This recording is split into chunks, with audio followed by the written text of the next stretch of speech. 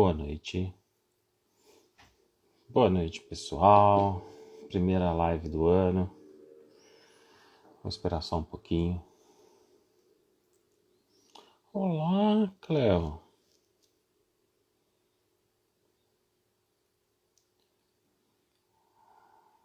Miriam, boa noite.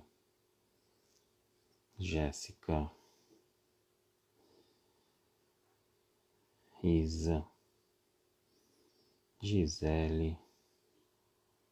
Lilian. Olá, Lilian, tudo bem? Tem um pessoal novo que eu acho que eu nunca reparei entrando aqui, né? Bom, primeira live do ano. Eu vou esperar só um pouquinho, porque essa primeira live do ano a gente... Tudo bem, minha querida? Como que você tá? Como você passou aí de ano? Espero que tenha sido tudo bem. Oh, prima, agora que eu vi que é você.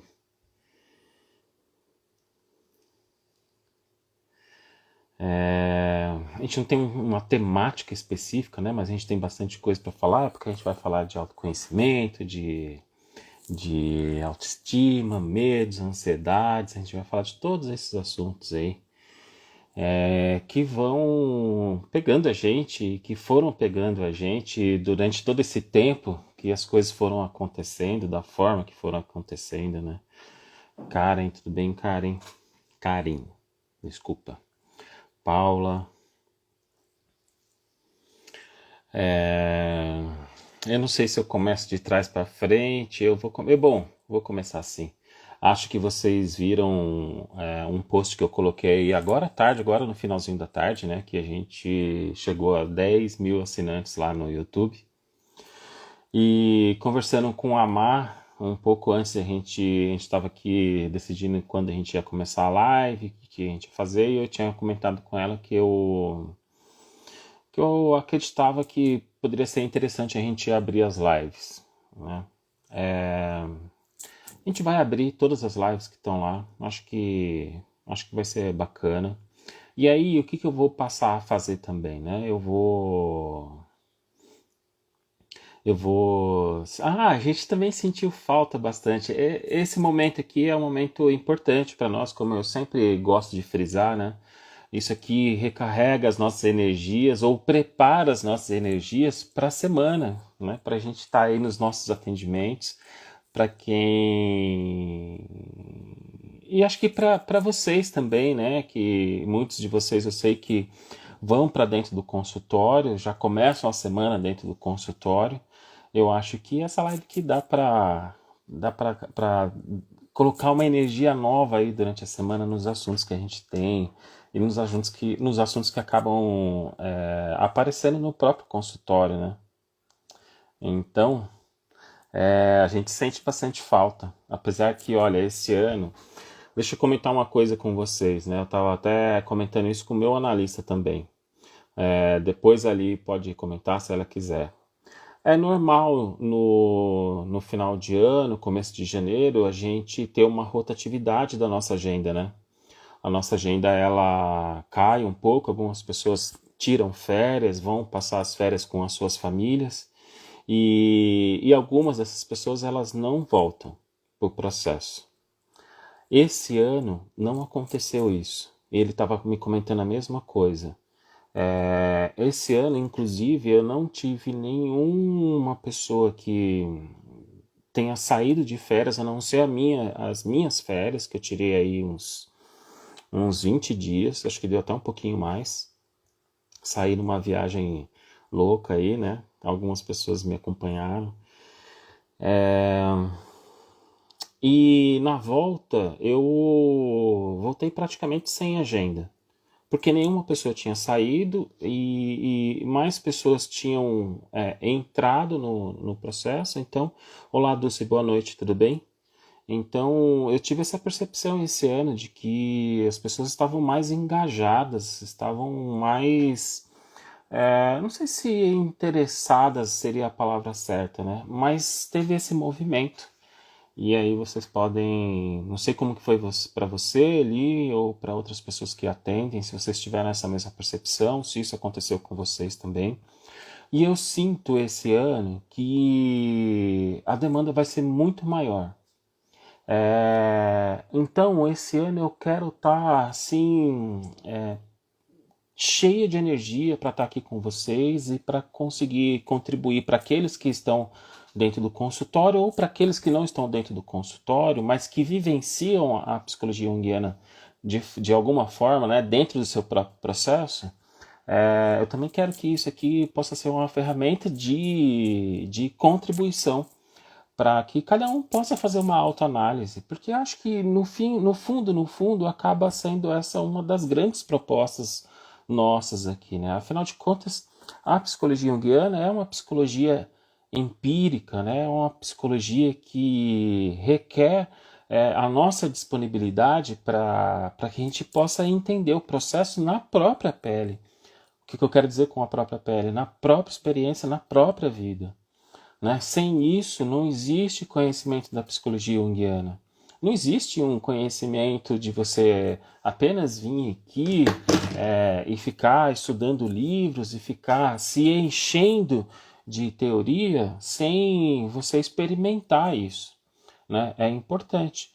E eu acho que fazer análise tem toda essa riqueza, né, de você poder experienciar o contato com os sonhos, ter uma percepção da dimensão que os sonhos têm na nossa vida, né, de ser um co-criador do próprio processo de análise, né, porque e não é só na psicologia junguiana, evidentemente, né?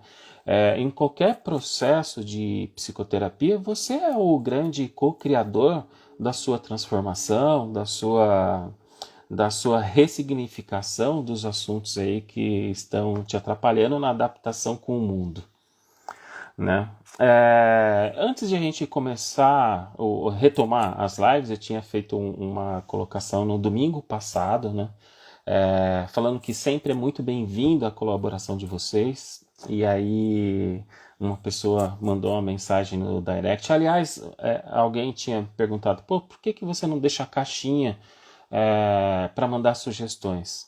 Eu não deixo a caixinha porque depois é super difícil de ficar olhando, buscando as respostas que estão lá na caixinha. A não ser quando é alguma coisa que eu vou interagir ali rápido com vocês, mas quando se trata de sugestão, eu prefiro que mande no direct mesmo. A gente sempre está respondendo na medida do possível.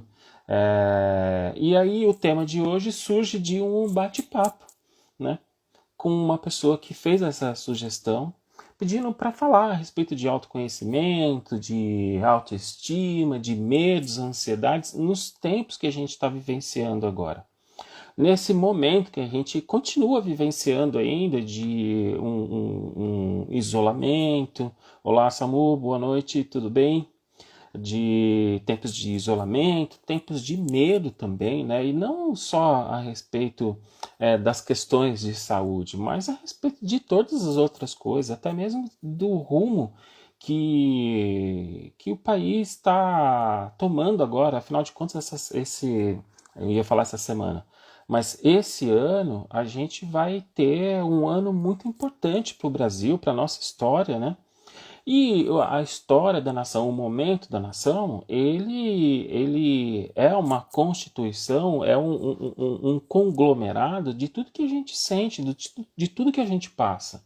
Né? Então, aquilo que está passando, ou aquilo que está se passando no país, é, e aí eu vou diminuindo, né, esse ciclo social, mas a gente está falando da nação, depois a gente está falando do nosso estado, da nossa cidade, do nosso ciclo social. Vai ficar no YouTube. Ah, exato. Olha, boa pergunta, Suelane, se eu falei certo. Boa pergunta.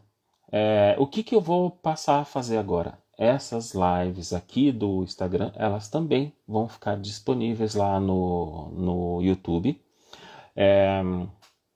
Eu pretendo colocar essa live aqui, que fica salva aqui no Instagram, mas na quarta-feira, no máximo, ela também já vai estar disponível lá no YouTube. Então essa é a novidade que nem a Má sabia ainda, nem sei se ela está aí.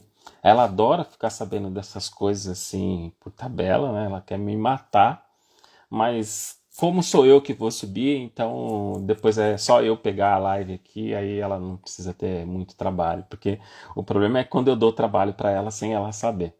Aí ela fica brava comigo. Bom, eu estava falando, né, de tudo que acontece no nosso ciclo social e da maior constituição até a menor, né, que é a nossa família. É, Olá, Lúcia, tudo bem?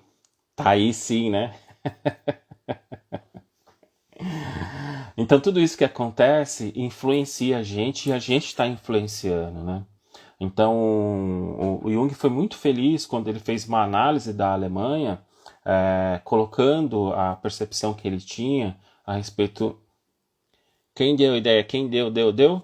É você, porque eu queria voltar lá pro consultório para fazer as lives de uma outra forma e você falou que queria ficar aqui, né? Eu ainda quero voltar para lá, se tudo der certo, eu ainda vou voltar a fazer bagunça quando você estiver lá, mas deixa isso para depois. Vamos ver como que vai acontecer dessa forma, né? Mas quem deu a ideia de liberar as lives? Quem? Fui eu. Fui eu. Esse eu não abro mão, né? Então, o Jung foi muito feliz quando ele estava fazendo a análise da Alemanha lá, em um primeiro momento, antes de acontecer a Segunda Guerra, porque ele já estava tendo uma percepção através dos sonhos, através de alguns acontecimentos, através de alguns livros que estavam sendo lançados naquela época, né? Por quê? Porque ele estava tendo uma percepção do espírito da época. Assim como ele deixa muito claro isso no enfrentamento que ele faz e que ele demonstra para nós. Explica, porque eu atendo até na marca do gol e não tem como desmontar a sala para a live. Não quer dizer, não é desmontar, né? É montar a sala para a live porque fica correndo. A Má atende até 8 horas, né, Má? E aí a gente tem que correr para preparar a sala lá. A Má acho que dá muito trabalho, mas vamos ver. Eu ainda quero fazer um teste lá ainda. Para mim, porque qual que é a questão também, né? Quando a gente faz aqui no Instagram, a gente está nas nossas casas, então fica mais tranquilo, não tem tanta coisa para montar. Eu que sou um pouco mais perfeccionista com essas coisas aqui. Enfim, as lives vão ficar disponíveis, a gente vai disponibilizar as lives daqui do Instagram lá no YouTube e as lives que já estão lá no YouTube, todas aquelas lives, mais de 40 lives, vão ficar disponíveis também. A partir de amanhã vocês vão ver que vocês vão começar a receber notificações de vídeos que vão estrear. Na verdade, são as lives que vão reestrear, porque como elas estavam indisponíveis, elas vão passar a ficar disponíveis, certo? Bom, o Jung estava fazendo estava tendo essa percepção do espírito da época e tendo uma percepção de como as pessoas estavam agindo, estavam tendo uma percepção dessa. Eu vou colocar, isso aqui é uma coisa minha, né? Mas eu acho que ele também tinha essa percepção de ver que tinham mais pessoas buscando esse caminho de autoconhecimento. E aí eu vou fazer uma pequena comparação aqui entre essa busca de autoconhecimento e uma certa desmedida que às vezes vai acontecendo. Mas ele tinha essa percepção de coisas psíquicas acontecendo de uma forma muito mais intensa. Então, ele percebia que por detrás das coisas, o que eu quero dizer com por detrás das coisas? Ali no inconsciente, através da análise que ele estava fazendo, através das pessoas que estavam buscando, tinha algo acontecendo ali na psique da nação, ou melhor, né, na psique da nação germânica. Então, ele foi muito feliz quando ele fazia essa análise. E por que eu estou trazendo tudo isso para vocês? Porque, vejam só, tudo que a gente vai vivenciando ao nosso redor, ela é parte da nossa vida. A gente influencia todo o nosso entorno e todo o entorno influencia a gente também, né? Então, eu estava lendo uma coisa interessante, né, que ele estava falando a respeito da culpa do alemão, Mas ele estava falando que... por que ele estava falando da culpa? Né? Por causa da Segunda Guerra Mundial e todas as atrocidades que aconteceu. E aquilo não pode ser considerado uma culpa só do alemão. É isso que ele está colocando. Essa é uma culpa que tem que ser dividida por cada ser humano, por cada europeu. Então veja só, isso faz com que a gente possa refletir algo aqui também, né? O que está acontecendo hoje em âmbito político não diz respeito só àquelas pessoas que colocaram esse governante no poder. Ela diz respeito a todo mundo, né? A todo mundo. Mas eu... Não adianta você falar assim, mas não fui eu que votei nesse presidente. Ok, não foi você, mas de alguma forma uma questão pessoal acaba influenciando todo mundo. Porque a gente vivencia esse inconsciente coletivo aqui na nossa pele. Então a gente pode não ter votado nele, mas de alguma forma o fato de eu não ter olhado alguma coisa aqui dentro acaba influenciando o fora também. Né? Então essa é uma percepção interessante e é um caminho interessante de a gente analisar essas questões da autoestima, de autoconhecimento, de medos, de ansiedade, porque tudo isso é uma coisa que está pairando no ar nesse momento. Então a gente vai ter uma percepção do aumento de medo, a gente vai ter uma percepção da ansiedade de uma maneira generalizada. Né? Nunca no consultório eu percebi tanta gente vivenciando a ansiedade de forma exagerada, de forma desmedida. Né? Nunca eu vi tanta gente buscando autoconhecimento e de uma certa forma, até de forma equivocada. Por quê? Porque acaba buscando o autoconhecimento através de caminhos que não são tão saudáveis. E isso eu sinto que em algum momento isso acaba atrapalhando, porque fica um autoconhecimento superficial, apenas do ponto de vista egóico. Né? Ou muitas vezes, e eu não quero tirar nenhum valor aqui de outros caminhos de autoconhecimento, mas muitas vezes alguns caminhos que são tomados aí acaba fazendo com que você se distancie do verdadeiro autoconhecimento. Justamente porque você acaba não se aprofundando. Né? Você acaba não fazendo um enfrentamento que depende do outro. Veja só, né? Por que essa questão do autoconhecimento dentro da psicologia junguiana, ou dentro da visão que eu estou trazendo aqui para vocês, que é uma coisa que eu coloco uma percepção muito particular minha, mas que Jung também traz isso, e que todo mundo que trabalha dentro, não só dentro da psicologia junguiana, mas dentro do consultório ou dentro de qualquer outra atividade que está ali interferindo com o outro, sabe muito bem que alguns processos elas requerem um enfrentamento do outro, do não eu. E como que esse não eu surge? Da onde é que ele surge? Ele surge justamente dos processos dialéticos que estão contidos e que fazem parte da terapia, certo? Da análise junguiana, e seja qual for a terapia que você estiver buscando, desde que contenha um processo dialético. O que eu quero dizer com processo dialético?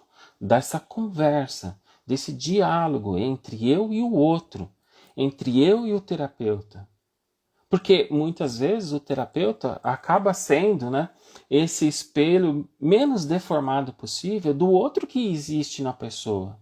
Então, tem muitos momentos dentro da terapia que às vezes ela não está conversando com o terapeuta, mas ela está conversando com uma outra pessoa, da história de vida dela, da história biográfica dela. Né? Então, quando a gente acaba embarcando nesses processos de autoconhecimento, existe essa deficiência.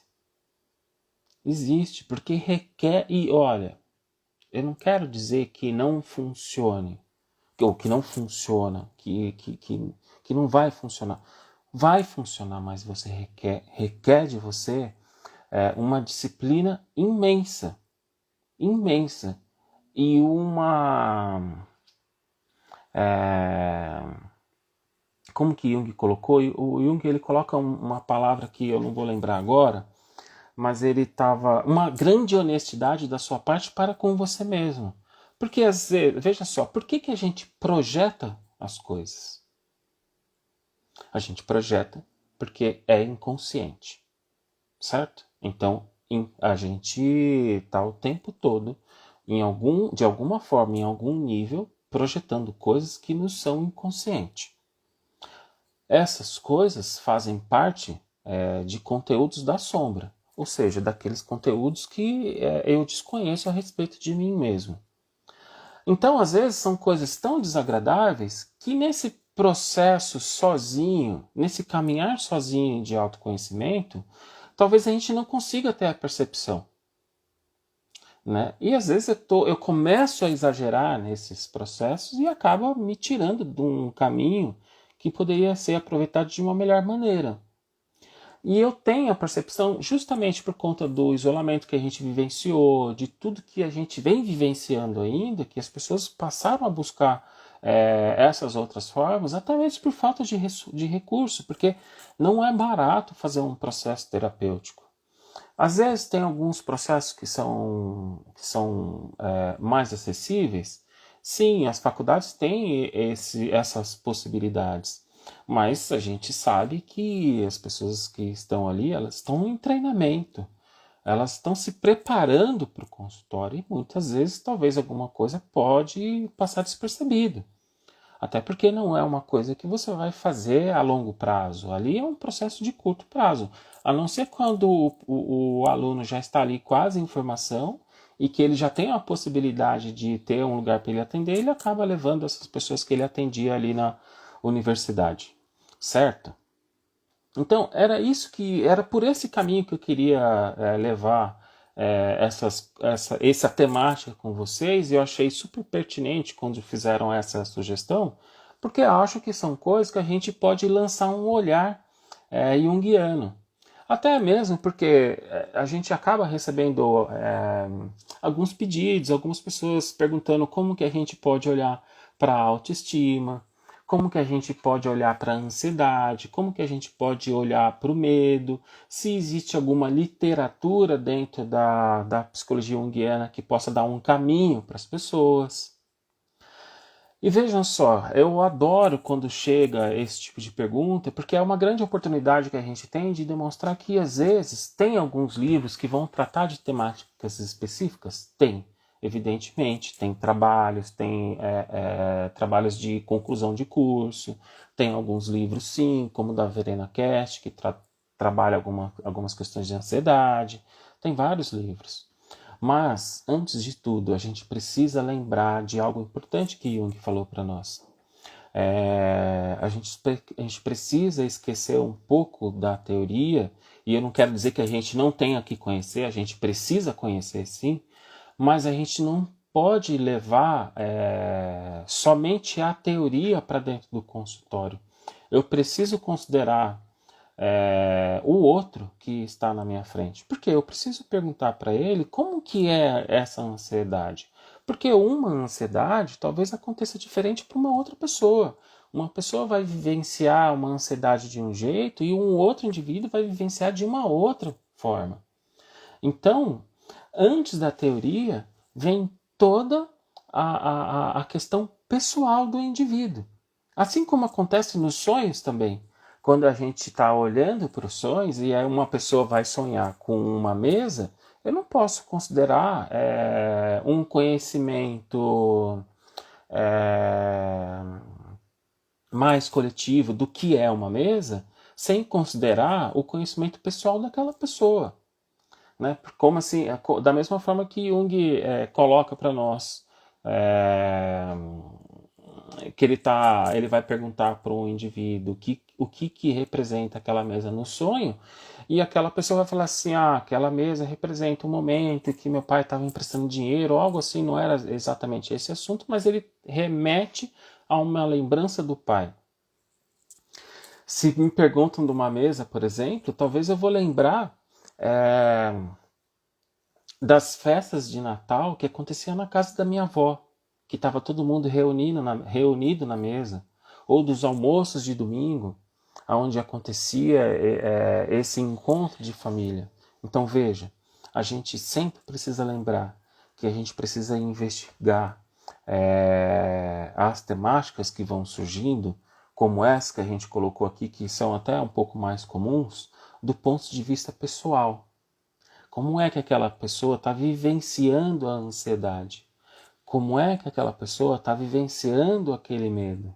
Como aquela pessoa está vivenciando a falta de autoestima ou até o exagero da autoestima? Né? Porque às vezes eu estou tão focado aqui em mim que eu esqueço do outro também, né? E isso é algo importante de se considerar, né? Porque justamente essa desmedida é que vai caracterizar a unilateralidade das coisas. E é justamente na unilateralidade das coisas que a gente encontra o patológico. É justamente nesse ponto que a gente precisa ficar. A gente não pode correr o risco de tirar a pessoa exatamente dessas questões por um capricho teórico.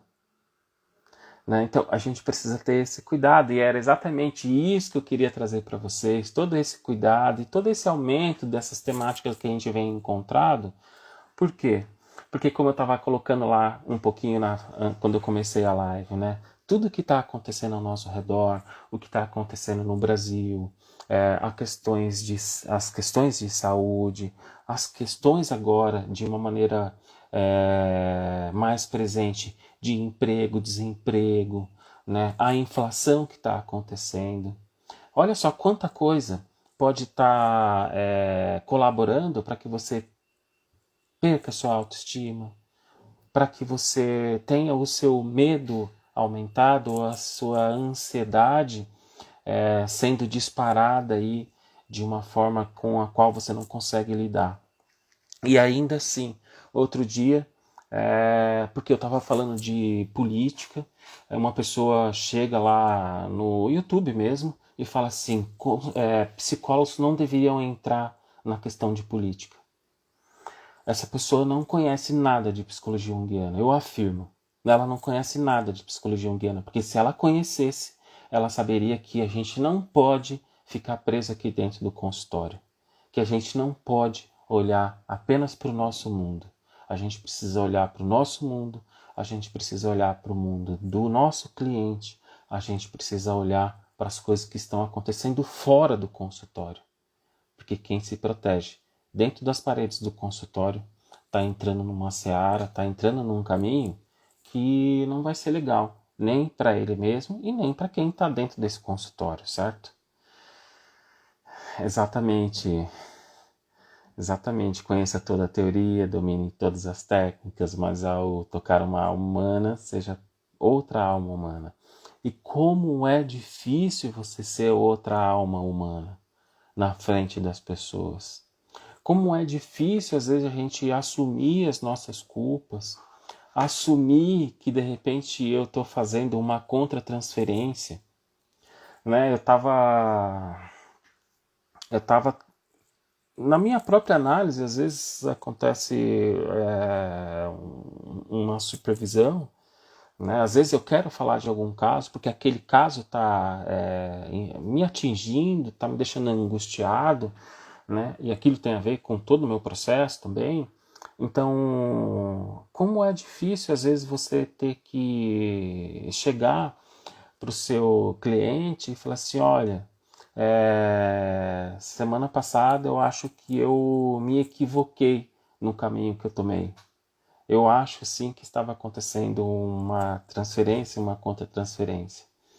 Como isso é libertador às vezes para a pessoa. Como é libertador para nós também, quando a gente consegue assumir esse acontecimento, quando a gente consegue assumir essa culpa, que nos dá a possibilidade de transformar todo um processo, seja o meu processo, seja o processo do outro, né? Sim, sim, exatamente. né? Olha, essa pena que eu não guardei aqui, acho que eu não vou achar de forma tão fácil. Mas outro dia eu estava conversando com uma psiquiatra e aí ela me coloca uma questão muito interessante, né? Às vezes, olha que coisa interessante. Às vezes a pessoa ela chega para nós porque ela perdeu o emprego. Ela tinha lá 13, 20 anos de trabalho numa empresa, e aí por conta dos acontecimentos que tem acometido o país, ela foi desligada da empresa, e aí ela se vê num mundo onde ela não conhece mais. Por quê? Porque ela era aquela pessoa da empresa, né? Então existia uma personalidade que tinha, existia uma persona que havia sido assumida como sua e verdadeira, o seu verdadeiro, desculpa gente, o seu verdadeiro eu. E aí quando ela é desligada dessa empresa, é como se ela perdesse a identidade.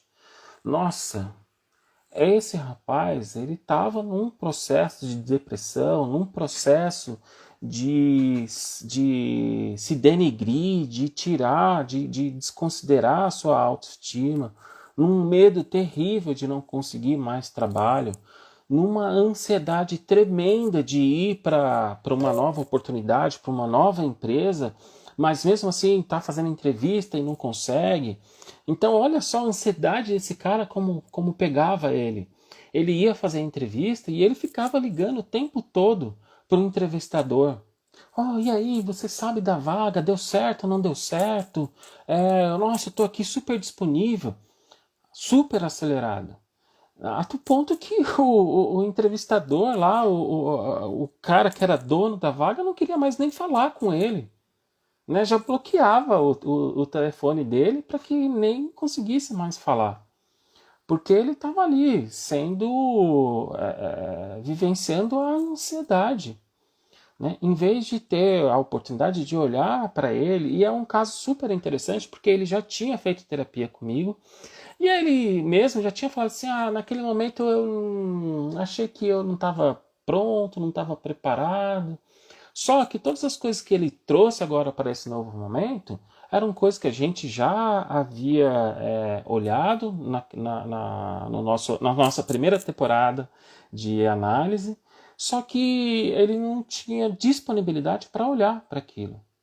Então é interessante, né? Porque quando a gente fala assim, é no momento de dor, é no momento de depressão que a gente tem a oportunidade de fazer as grandes mudanças da vida. Mas isso, às vezes a gente fala de uma forma bonita, né? De uma forma gostosa. Parece até que a gente quer caçar problema na vida para a gente conseguir transformar as coisas, né? Quando na verdade não, é um processo extremamente doloroso. Transformar as coisas é um processo doloroso. Tomar conhecimento, tomar consciência das coisas é um processo doloroso. Ainda essa semana uma pessoa tinha pego uma frase lá do Jung, que está lá no IGEP, e o Jung estava falando o seguinte, né? Que as pessoas elas costumam a olhar para o sofrimento e não olham para o problema do sofrimento. E é justamente isso que deveria acontecer. A gente deveria olhar para o problema do sofrimento e não para o sofrimento, né? A gente deveria olhar para a causa do sofrimento e não para o sintoma, que é o sofrimento em si, né? Então, e a única maneira de superar essas questões é aceitando, é sabendo, por exemplo, sofrer. Ainda hoje eu conversava com uma pessoa, né, que está passando por um momento difícil de saúde e ela não aceita o momento que ela está passando de saúde. Ela não aceita, ela fica com um medo terrível da morte, evidentemente, mas ansiosa para conseguir poder se levantar, para conseguir ser ativa, quando na verdade, de repente, ela precisa aceitar que o corpo dela está precisando de repouso. Repouso apenas. Mas é extremamente difícil para aquela pessoa aceitar o que o corpo está pedindo naquele momento, né? Então, naquele momento a gente até precisa mudar um pouco a voz, a gente precisa até mudar um pouco a maneira como a gente vai comunicar para ela. Às vezes a gente precisa, às vezes uma outra pessoa, às vezes o outro precisa falar: você precisa descansar. O seu corpo está pedindo que você descanse. Ah, mas eu só saí 15 minutos e eu fiquei lá meia hora conversando. Conversar cansa, requer uma atividade intelectual, né? Então é interessante porque ela não conseguia ter essa percepção. Porque, né? Olha que coisa mais perfeita isso. Há 1 ano e meio atrás, a gente chegou a uma conclusão junto que ela estava precisando se calar para algumas situações. Se calar. Ou seja, entrar dentro dela mesma. Escutar as coisas que estavam acontecendo aqui. Escutar o que os sonhos estavam querendo falar para ela.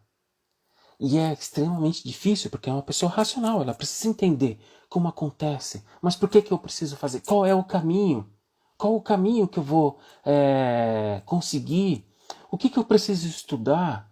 Que processo eu vou fazer? Mas, sabe, se você para escutar a pessoa, você vai perceber que ela está tentando sair de tudo aquilo que ela está vivenciando.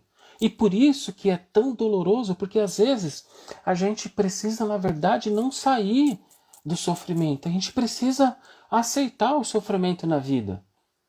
Às vezes a gente precisa aceitar o medo. Às vezes a gente precisa aceitar a ansiedade. Porque eu estou o tempo todo tentando evitar. Eu acho que eu já falei isso aqui.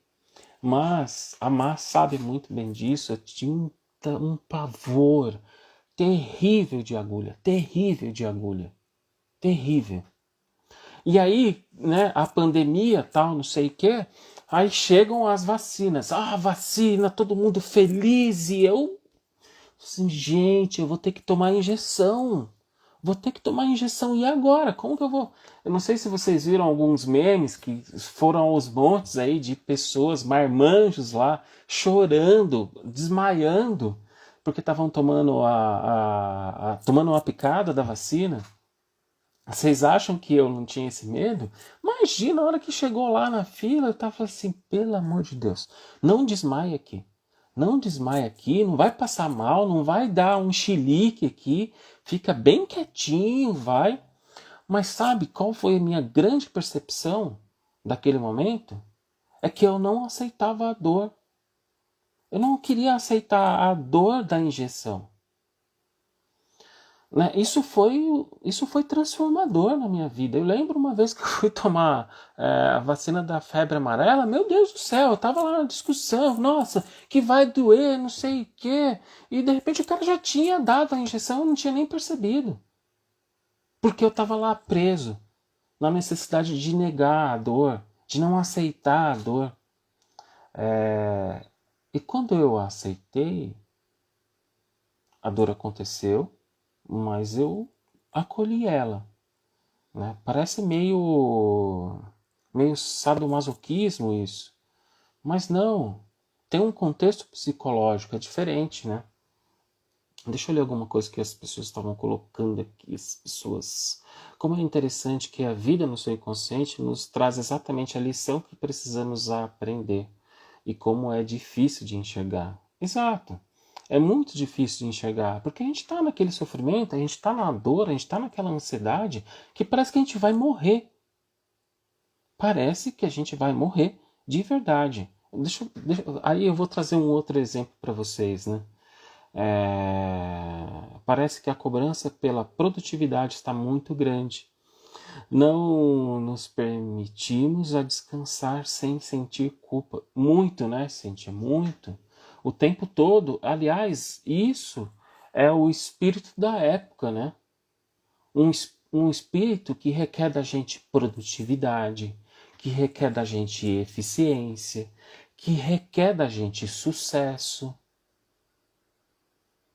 que requer da gente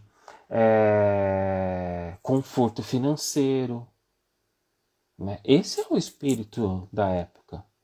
Né? Um espírito até capitalista, né? Mas que tem muito mais coisa por detrás disso, não só o capitalismo desmedido. E tal busca é interessante fora do que tal busca interessante fora do que o encontro dentro. Porque a gente acaba sendo seduzido por processos que chegam com receitas milagrosas, que vão fazer você transformar a sua vida, que você vai ressignificar os seus traumas em 10 passos, que você vai ter a abundância financeira em 5 semanas. Sabe, alguns processos vão funcionar, evidente, porque você estava ali disponível para isso. Mas e para aquelas pessoas que não conseguem? É aí, porque é a minoria que vai conseguir fazer algum tipo de transformação. Porque eu não estou falando que não funciona. Para algumas pessoas vai funcionar, mas para a grande maioria não vai funcionar. Esse é o problema. Problema nenhum se alguém quer vender curso, isso, daquilo, 10 passos para isso, ou conheça os seus 12 arquétipos. Ai, gente, isso é de cair o buzico da bunda, né? Para ser bem verdadeiro aqui. É de cair o buzico da bunda. Conheça os 12 arquétipos da sua vida. Nem vou comentar mais, senão eu perco eu perco o fio aqui. Nossa cultura é a cultura do não sentir. O engole o choro, imagina a dor, não sentir, não sofrer. Super adoecedor. Nossa, você foi perfeita na sua colocação, Lúcia. Somos ensinados a não sentir desde muito cedo. Olha, Dona Cida está aí, ela fala que não, mas muitas vezes ela deu umas pisadas no meu pé falando assim, engole o choro, moleque. Engole o choro. E eu lembro dessa questão da agulha. Olha só que coisa interessante, né? Porque eu ia tomar vacina, ou sei lá, eu estava doente alguma coisa, e meu pai falou assim: filho, não vai doer. É uma agulha de plástico, é uma seringa de plástico, não vai doer. Gente, né? Para criança isso é mais dor. Eu sinto mais dor, de verdade, eu sinto mais dor. Né? E aí, quando aquele negócio doeu, eu acho que uma coisa ficou gravada na minha cabeça. Não acredita que não vai doer. Não acredita. Não aceita porque vai doer. Não acredita, né? É isso que ficou gravado. Não podemos ficar introspectivos porque não podemos perder tempo com isso. E até porque quando a gente fica introspectivo, vão falar que você está triste, que você não está presente. É claro, né? Porque tem momento para a gente ficar introspectivo. A gente não vai para uma festa de casamento e ficar lá introspectivo, né? Querendo fazer autoanálise no casamento, né? Não. Requer um equilíbrio, mas requer um momento de introspecção. Requer um momento de você estar com você mesmo. Até mesmo depois do processo terapêutico, poxa, anota quais são os insights que você está tendo ali no processo terapêutico, para você poder refletir com você mesmo o que você viu, o que foi falado, o que você falou, quais são os insights, quais são os pensamentos que você não teve a oportunidade de colocar ali dentro do processo. Entende?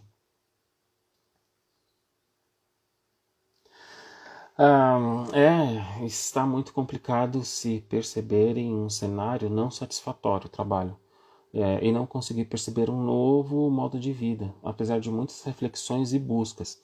E olha só, Nádia, ainda falando do exemplo que eu estava trazendo, né? É, tem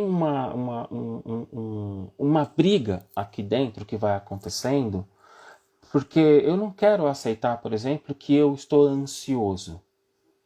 Eu não posso aceitar, por exemplo, que eu estou sentindo medo, ou que a minha autoestima não é tão adequada assim. Por quê? Porque, poxa, eu vou na academia, eu treino todo dia, ou porque eu faço regime e eu tô bem com o meu corpo. Gente, autoestima não tem nada a ver. Se você tá fora do peso ou não, se você tem um corpo esbelto ou não, tem a ver com um olhar verdadeiro para você. Tem a ver com a capacidade que você tem de olhar para você mesmo e falar assim: eu amo você, eu amo quem eu sou. E às vezes é difícil, né? Às vezes é porque fica parecendo que é uma coisa meio egocêntrica, né? Quando a gente está falando. O exagero é falar que eu amo eu e que foda-se os outros. Né? Isso que é o exagero. Vamos lá. Reflexos de um desespero das pessoas por busca de respostas rápidas que cria a ilusão de que evitaremos o sofrimento. A gente nasce no sofrimento, a gente nasce chorando, não tem como a gente evitar o sofrimento, né? Tem como a gente lidar com ele. Então, a grande diferença é como você lidar com o sofrimento e o que você faz com esse sofrimento.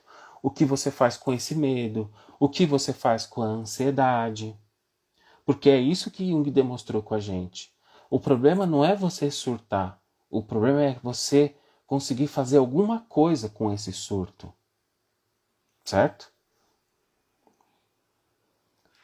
Esse medo da injeção vem simbolizando e assim comunicando questões bem amplas e profundas. Era exatamente o que eu estava falando, né, Lauren? Da questão do meu pai lá, tá falando assim, não vai doer, filho, não vai doer. E aquele negócio doeu. Nossa, eu lembro até hoje. Eu devia ter, isso faz 40 anos atrás. Foi há 40 anos atrás. E eu lembro do dia que ele estava falando, você precisa tomar vacina, era vacina. Você precisa tomar vacina, mas não tem aqui, a gente vai ter que ir lá no hospital, mas não vai doer. É uma seringa de plástico. E é verdade, né? A seringa é de plástico mesmo, mas a agulha não é de plástico. Pelo amor de Deus, gente, a agulha não é de plástico. Pelo menos essa que a gente toma as vacinas, né? É muito engraçado essas coisas, porque elas ficam marcadas na gente, e a gente não tem a percepção, às vezes, que isso ficou como um trauma, né? Que a gente só pode ressignificar se a gente consegue encarar ele de verdade. Se a gente e olha, não basta só tomar consciência. Porque se fosse assim, bastava eu entender. Então eu já sei quando aconteceu o meu medo de injeção. Foi quando meu pai falou que não ia doer. Tá bom. E aí? Não bastava só isso. Isso eu já sabia há muito tempo. O problema é que eu não estava aceitando a dor da injeção. Esse é o problema, né? O medo da dor que eu tinha. E aí a gente volta a falar de medo, né?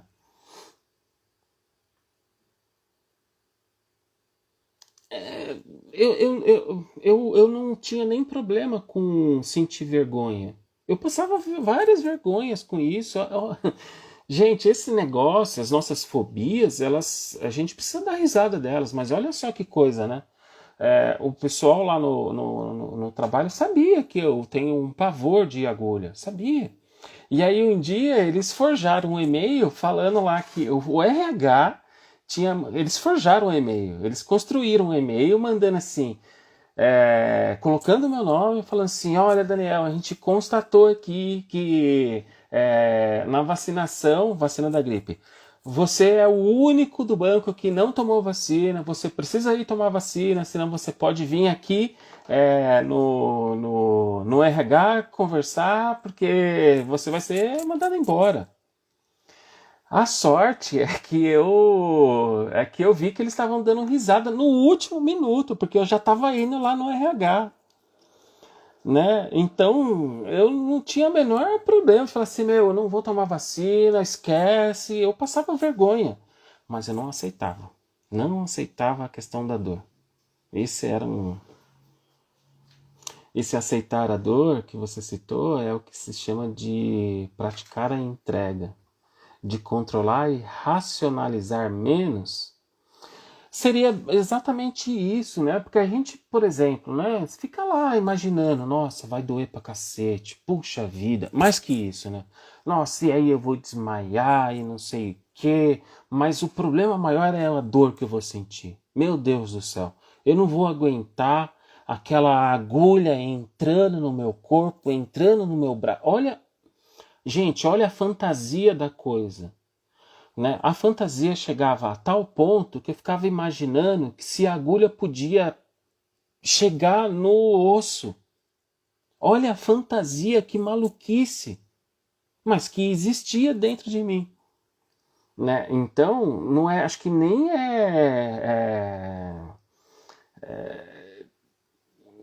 exatamente, é deixar, é sair do controle, é sair do racionalizar, né? Que é o que eu estava falando para outra pessoa. Sai desse negócio de ter uma receita de bolo, não. Apenas para.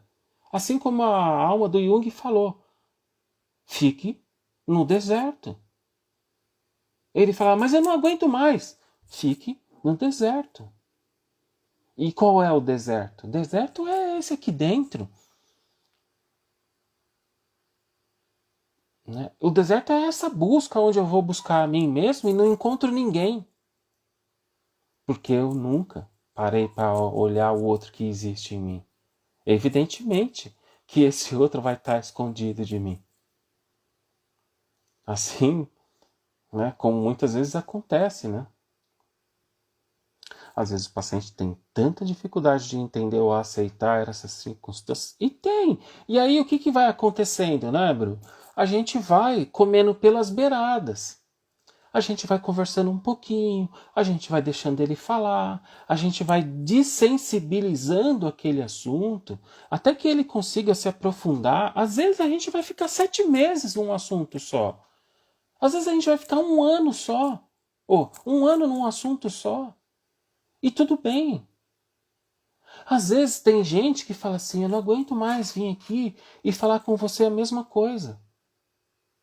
E eu falo para você, mas eu aguento. Tá tudo certo. É assim que acontece o processo.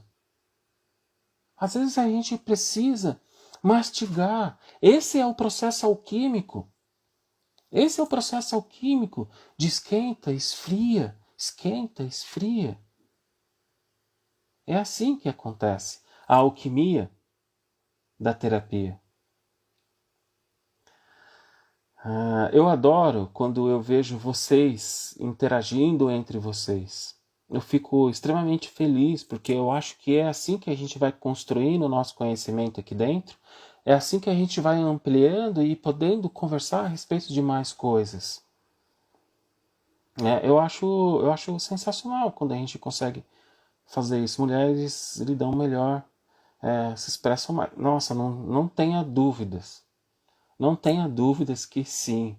As mulheres são muito mais fortes que os homens. Talvez justamente porque elas se permitem a estar mais em contato com a emoção, é da natureza, né? Mas também é uma questão que eu acho que isso vem sendo quebradas, né?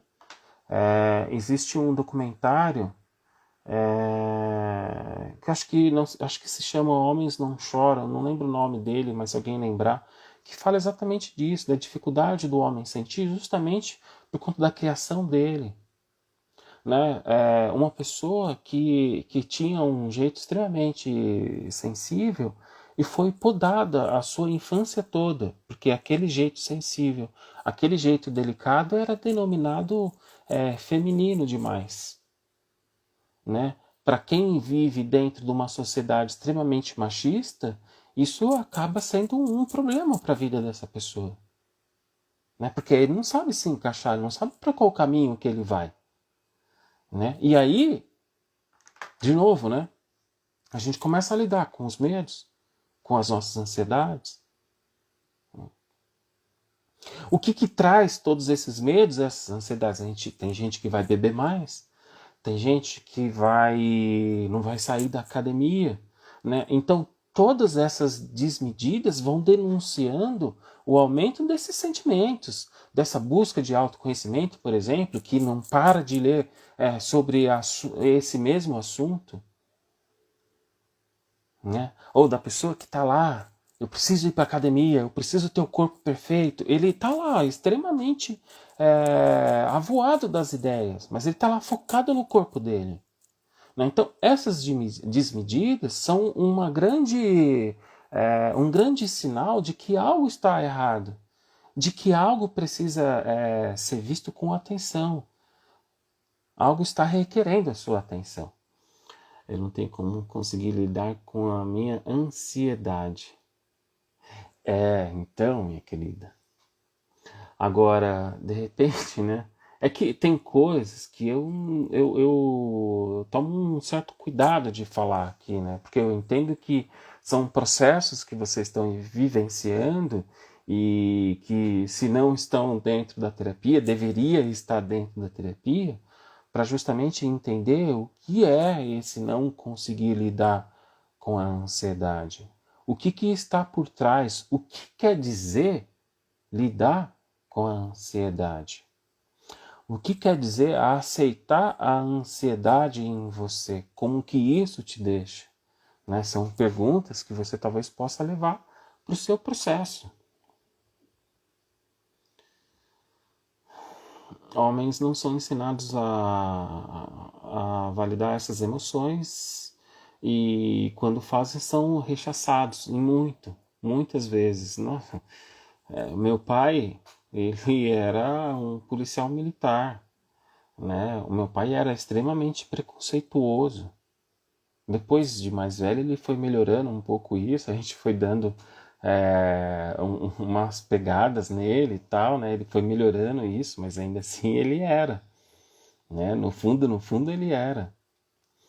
Veja só, olha que coisa mais absurda. O meu pai, se fosse nos dias de hoje, ele ia preso, porque a gente estava numa fila do Play Center, uma pessoa cai lá no brinquedo, ele olha aquela pessoa que era um obeso, que se desequilibrou, e ele solta um apelido apontando para aquela pessoa, dando risada, e todo mundo dando risada. Hoje, imagina, já pensou acontecer um tipo de coisa? Né? Então, só que isso era uma coisa que eu ia aprendendo, que eu ia assimilando, entende? Né? Então, depois de grande é que eu fui entendendo, que eu fui tendo uma percepção melhor de que, poxa, não dá, não tem como falar esse tipo de coisa, né? Mas era coisa que os nossos pais vivenciavam. Sinto muito que você tenha sido enganado pelos seus pais. Os pais são os culpados que não têm culpa. É exatamente isso que acontece. Os pais são os culpados que não têm culpa.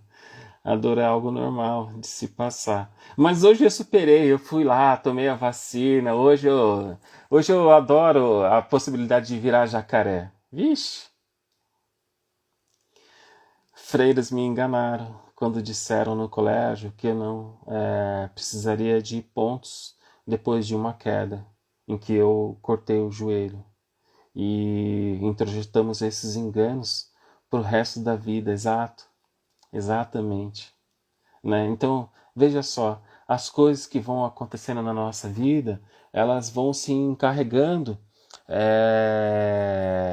desses traumas, desses complexos que vão surgindo e vão se formando desde o momento que a gente nasce até os dias que a gente vivencia na atualidade. Não quer dizer que hoje ou ontem não possa ter surgido um complexo novo. Sim, pode ter surgido. E esses complexos eles podem estar sendo alimentados quando eu não olho para esses exageros, essas medidas que eu vou cometendo durante a minha vida.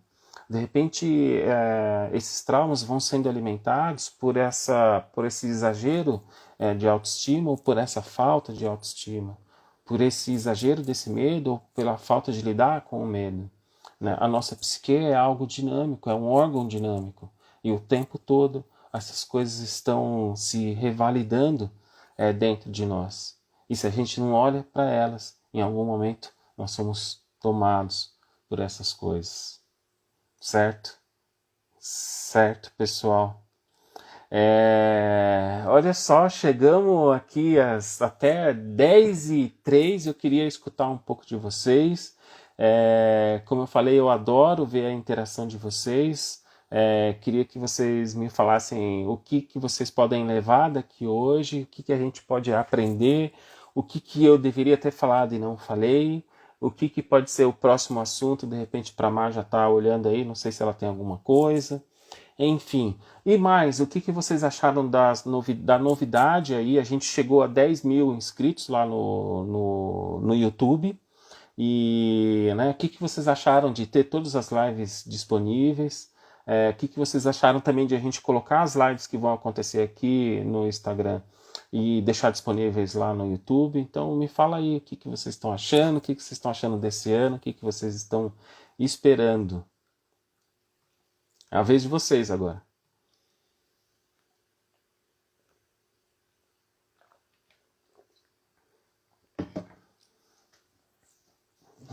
É sempre legal, porque aí esse é o momento final assim, que a gente consegue interagir. Agora, se para vocês está tudo ok, se já deu, se vocês já estão cansados, porque também são 10 horas já, a gente pode ir encerrando. É só me acenar. Se você quiser perguntar ou se você quiser falar algo, esse é o momento. Ou se não, cale-se para sempre, né? Para sempre não, até segunda-feira. Até a próxima segunda. Bom, então é isso. Todo mundo quietinho, todo mundo com vergonha. Eu entendo então que o assunto foi dado, que a gente falou tudo que a gente precisava, ou pelo menos para startar o nosso esse ano. Eu não quis trazer nenhuma temática específica, mas queria ter escutado vocês. E aí também não fiquei bolando nada aqui dentro, pelos caminhos da psicologia junguiana, para falar isso e aquilo. Eu acho que não, acho que deveria ser um assunto solto mesmo, para a gente conseguir interagir, eu interagir com vocês de uma maneira mais dinâmica, né? Porque eu acho que fica bem legal assim, e também porque eu acho que isso dá essa possibilidade de vocês trocarem aqui, que eu acho que é o mais bacana. Porque é dessa forma que a comunidade vai se fortalecendo, é dessa forma que vocês vão. Oh, Sandra, é você que tá aí! Que legal! Não tinha visto que era você que estava aí. Porque essa é uma forma de vocês estarem interagindo, de vocês conhecendo e também de formar um network, né? Eu acho que a gente tá, hoje em dia, as distâncias não são mais limites para que a gente possa fazer alguma coisa, né? Eu atendo gente de todo o Brasil, e eu acho que uma das grandes transformações do momento que a gente vive é essa possibilidade que foi aberta de a gente se abrir para o contexto do atendimento online, que era um tabu, né, de acontecer. E hoje eu acho que esse tabu foi superado de uma forma brilhante. É claro que nunca vai tirar o valor do consultório, mas que abre muito mais possibilidades, né? Então é bem bacana isso. Bom, gente, era isso que eu queria trazer para vocês. Então, se vocês gostaram dessa live, compartilhe a live. Ela vai ficar disponível aqui e até quarta-feira ela está disponível lá no YouTube, certo? A partir de amanhã, 9 horas da noite, já vai ter 2 lives liberadas. Então, eu vou ir liberando aos poucos aí, não vou estar liberando tudo de uma vez. Então, toda semana vai ter live, vai ter vídeo novo lá no YouTube. E aqui também a gente vai interagindo por aqui. certo? Então quero desejar uma ótima semana para vocês. Muito, muito, muito obrigado por cada um de vocês que estavam aqui aproveitando esse bate-papo. Muito obrigado para vocês que interagiram, que trocaram um pouco aqui comigo, que dividiram um pouco da minha dor de tomar a injeção. E é isso, gente. Uma ótima semana para vocês. Se cuidem e até a próxima segunda-feira. Tchau, tchau, gente.